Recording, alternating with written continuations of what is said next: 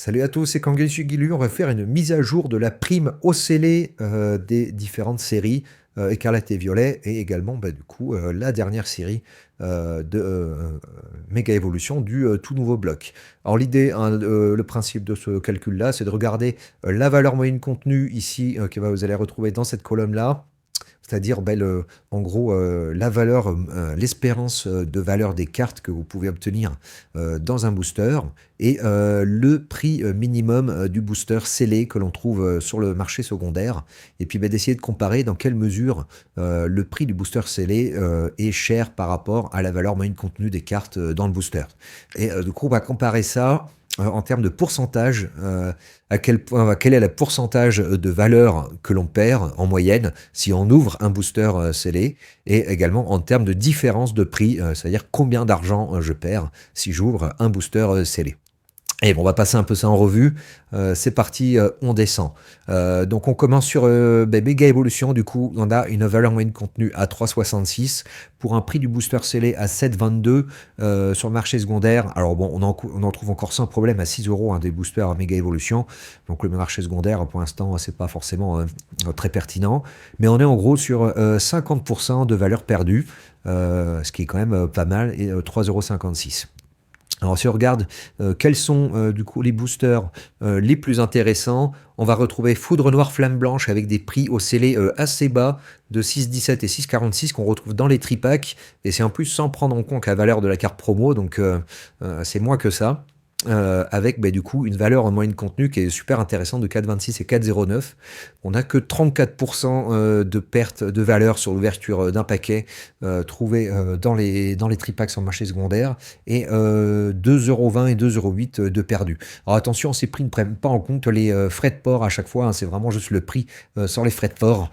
Mais voilà, si vous arrivez à trouver les tripacks à ces prix-là, franchement, c'est super intéressant à ouvrir. Après, la série suivante en termes d'intérêt à ouvrir, ça va être Fable Nébuleuse, avec un prix au booster scellé de 5,65. Effectivement, on trouve des displays de Minitin à ce prix-là, vraiment très peu cher. En plus, vous pouvez même enlever la valeur des Minitin, qui peuvent se revendre sans problème 50 centimes. Donc, vous pouvez même encore enlever 25 centimes, je pense, sur la valeur du booster scellé, pour en fait une valeur moyenne contenue qui est plutôt intéressante sur Fable Nébuleuse. Donc on ne perd que 38%, 2,14 € par booster ouvert. Donc c'est plutôt un des items les plus intéressants à ouvrir.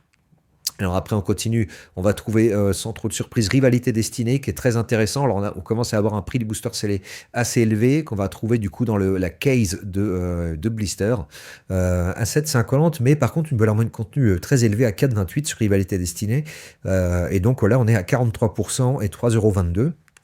On va trouver le même genre de prix sur Évolution Prismatique, avec l'item le plus intéressant pour trouver des boosters. Ça va être ce que j'appelle le gant de toilette, hein, c'est une sorte de coffret avec une petite poche Evoli, où là on va avoir 4,20 € de valeur moyenne contenue pour 7,40 € de booster, donc on est pareil à peu près à 43%, 3,20 €. Alors après, on va avoir un bon chiffre. Ah, je l'ai raté également, là aussi on a uniquement 40% de valeur moyenne perdue. Ça va être naturellement sur 151, qui est une valeur moyenne contenu énorme.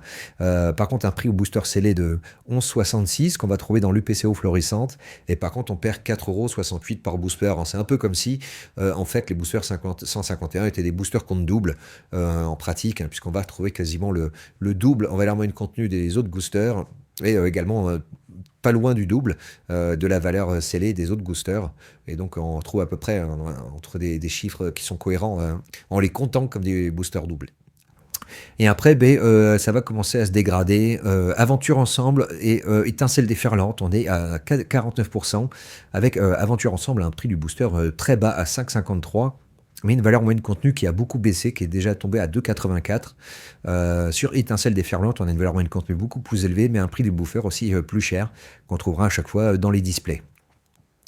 Alors après, si on continue, hop, on va commencer là, ça va commencer à se dégrader assez fort. Je vais passer rapidement sur les derniers. Donc Couronne stellaire, Mascarade crépusculaire, Force temporelle, Destinée de Paldea, Faille paradoxe, Évolution de Paldea et Écarlate et Violet. On est sur des chiffres entre 50 et 60% de valeur perdue.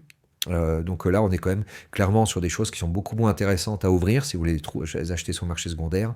Et la lanterne rouge, hein, toujours la même, hein, c'est Flamme Obsidienne, avec la valeur moyenne contenue la plus faible de tout Écarlate Violet, et pourtant un prix du booster scellé très élevé à 8,30 € qu'on va trouver dans les tripacks.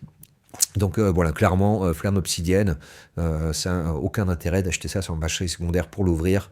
Vous êtes ouais, au double de valeur perdue. Là, vous perdez plus des 2 tiers, alors que sur Foudre Noire, Flamme Blanche, vous perdez que 1 tiers en ouvrant. Donc clairement, Flamme Obsidienne, faut passer son chemin si le but c'est d'ouvrir des boosters. Voilà, c'était le petit point du coup sur la prime au scellé des différentes séries. C'était Kangdei Shigeru, on met un petit pouce, on s'abonne, je vous dis à bientôt.